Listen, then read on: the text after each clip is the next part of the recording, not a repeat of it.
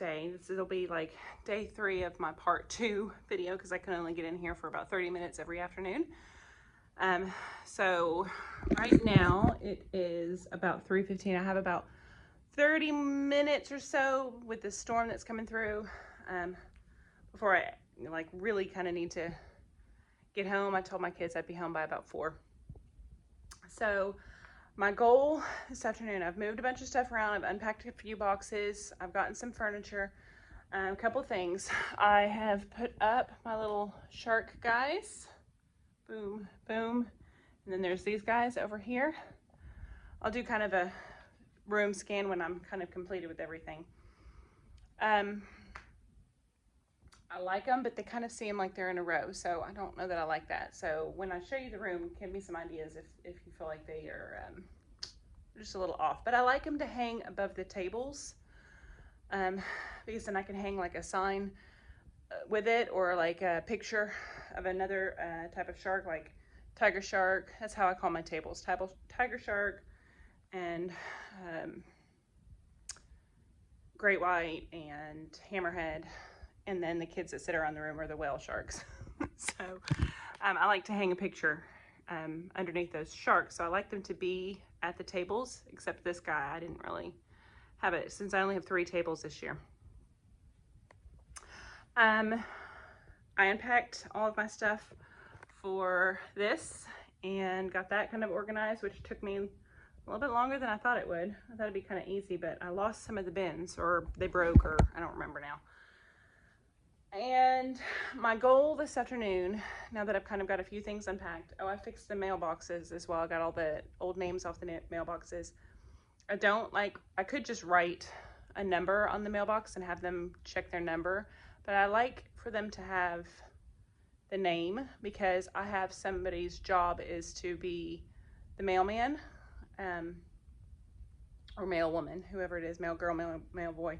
Whoever it is, that's their job, to put the mail in. If they don't have names on it, sometimes they don't put the papers in the right spot, or if they, like, kids switch numbers or whatever, it's just easier to put their names on it. Plus, it gives them a little bit more ownership over their items in their box.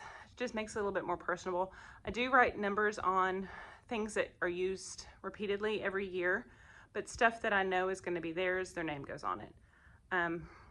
For example, the letter boxes and math boxes will have a number on it because those will be used every single year. They won't go home with them. Mailboxes just make it a little bit more personable. They're little boxes that go over here. They're IKEA boxes. I just print out their name on the little shark and slide that into it. They get to take those home at the end of the year. That's usually where they put all the stickers that they collect throughout the year. So yeah. We are going to tackle this pile today. So I was doing some research, and I think I asked this in Monday's segment, what you guys do for your centers. And I think I've just about decided we're buying a house. We're about to have to sink quite a bit of money into a down payment, and I don't want to spend any extra money on my classroom this year that I don't have to. We do get a little bit of money from our district to help support our classrooms. And we get it on like a debit card, but I usually go through that pretty quick with various things. So I think this year I'm going to try to make do as best as I can. So I'm going to use what I have. I'm going to revamp the labels for them at some point in time over the next couple weeks, and print those off in color and then laminate them a little bit better. I might eventually buy those, and just one for each month, and because then it would all be kind of uniform, and I think that they will fit. I'm going to test it out. I think all of literacy and all of math will fit in one of those, no problem. So I'm going to test that out, but if I buy those, I'm going to buy them like 1 month at a time because they're $9 each, I think, at Michael's, even with a coupon. So for right now, I'm just going to use what I have and kind of clean it up, sort it out, and then they're going to get stacked over there on top of that, and that's going to be like my center wall where all of my stuff is. And then I can keep this wall over here for, I'm sure, all of the books and everything that's about to come in our door from our new Wonders adoption. I don't know how much stuff we have, but I know I'm probably going to need a lot more space.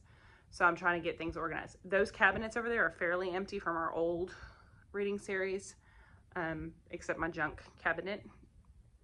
And that junk cabinet is going to stay a junk cabinet because I know where everything is in that cabinet, even though it's junky. I'll organize it one day.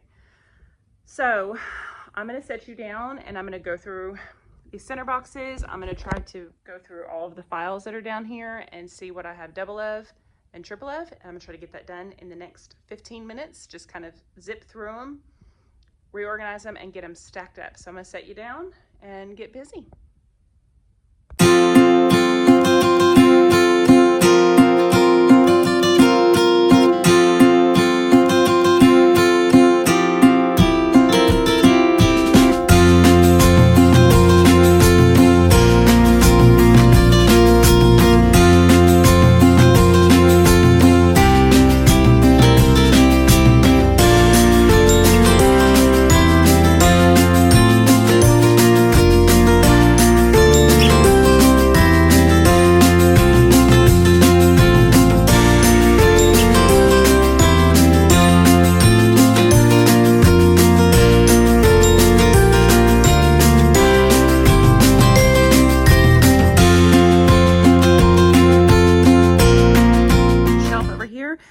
Somebody asked me about the screen shelf in one of my videos. That is from, I think it was Rachel. Hi, Rachel.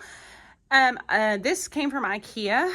I can't remember the name of it, but I think it's Trofast, if I'm not mistaken. I think it's one of the Trofast systems.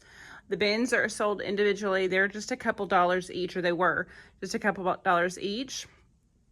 The big unit, when I bought it, was $30. I think it's $60 now.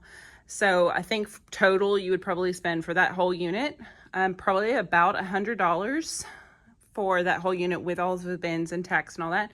However, if it were me to go buy it again, I would buy the half version of this. It's about that size. Same bin system. It would fit 5 bins instead of the 10 bins, but just for storage purposes and ease in a classroom, I have the yellow one as well, and I would buy the shorter ones. That's just my personal preference. But it has been fantastic. I keep center games, all of those games I'm about to show you, that's where they go, and the students go to a certain number. They know they have to stay within their numbers, and they get to choose their center game. So it gives them a little bit of independence and choice, but still on their level. So it's still individualized for their needs. So moved that over here. I have my big poster that hangs down from the wall that sits here. These are my student cubbies. Their boxes usually sit on the top. I don't know if I'm going to do that again this year, but those boxes, those are just pillows to my couch. I just have to get my couch up here, and these are just the scoop seats. I'm going to put that probably over there somewhere. That's been moved over here. I don't know if that was in a video when I did that. I think I did that yesterday. That's all my shark stuff. This is a table of seats that for right now it's just going to hang tight. These are a bunch of rugs and stuff because when I first started flexible seating, my classroom was not carpeted. So I have all of these carpet squares. Most of those I got from IKEA. They're just placemats, like floor mats that the students would come up. So I haven't gotten rid of those yet. I just can't bear to part with them in case something happens and I move to a school with no carpets, because all of that was quite expensive to gather all that up. So that has just stayed in that box for a while. Here we have the state of the classroom. There's my sharks. I told you I wanted your opinion on it. They don't look bad from this angle actually because they go with the tables, so they may work there. That's where we're at. This is where my couch is going to go. Those 2 chairs are going to go over in the reading center. I think I'm going to put this guy right there. So he's an extra seat and the students can see the board. That was like a safe space for one of my students last year. I may use it as a safe space again. Who knows? We'll see. But I'm probably gonna put him right there. So spinning around, I've sort of got my tables cleared off now. It's looking better. And I think I'm gonna have to throw that away because I can't find the hardware, but I know the minute I throw it away, I will find the hardware. So I'm trying not to throw it away to the very last minute, but that is a pocket chart stand. It's actually like a clothing rack from IKEA, but I had to take it apart last year and I don't know where I put the hardware. It might be in that box, that back Okay, so up here, look how much better that looks, you guys. I actually don't mind those bins. They're just overflowing. So I think month by month, as I put centers out and change things, I'm going to go through and see if I need to get rid of anything or reprint or whatever. I think I'm just gonna do that month to month so I'm not overwhelmed just trying to do it all at once. And I need to make a thing for that one. I'm actually gonna reprint all of these. These were free, I think. If I can find them, I will link them down below, but I don't know if I could find them anymore. So I think I'm gonna print them in color. But I had them taped on the outside or hot glued on the outside, and every time I knocked into them, it popped them off. So I just started taping them to the inside with double-sided sticky tape, and that worked much better. So I don't mind that now. It looks nice and neat. I do have one more to sit up here. This is May right here. And then I have to get 3 more of these bins to complete my Stations by Standard. That's my Write the Room right there. This is a bunch of STEM stuff, and this is like my toolbox. So I don't know where I'm gonna put this guy. That guy was up there. That's kind of like my Hot Mess Express bin. Just got a whole bunch of stuff in it, and I might be able to clean that out and consolidate, but we're getting there. I went ahead and pulled my book bins down, and I'm gonna put my books over here tomorrow, so that'll be in the next video. I'm gonna finish this guy. My carpet still looks like a giant mess, even though I got those center bins off. This is a bunch of center games that don't really have a month, so I need to go through that and really consolidate. I threw so much away, you guys. I'm so proud of myself. Some of these things down here I need to put in the Stations by Standard. I'm not gonna mess with that today. I still have those bins I can use for something. So I think we're good on bins. This is like holiday stuff, like decorations for the classroom. I'm gonna probably have to put that somewhere. And those will get organized and hung up as soon as I remember to get command hooks, and all of that is gonna get put away. It looks like a big hot mess, but it really isn't. I just have to put all this stuff away. I think I'm to the point now where I am just putting stuff away. That's it. I take those boxes home to start packing at the house. There we go. And I think I am gonna leave this guy here. This is the magnetic board that hangs on the outside, and it actually, I didn't realize. Where did I have that before? Because it is exactly the same height as that. And I know it hung. I don't remember where I had that then. Oh, I know. I had it hanging right there last year, but in my other classroom, it was over here. So the students would just pull a bin and work over here on the magnetic board if they needed to. So I might put it right there, but that's the board. All right, one last look of the crazy. Okay, we're getting there. We're making progress. I will see you guys tomorrow.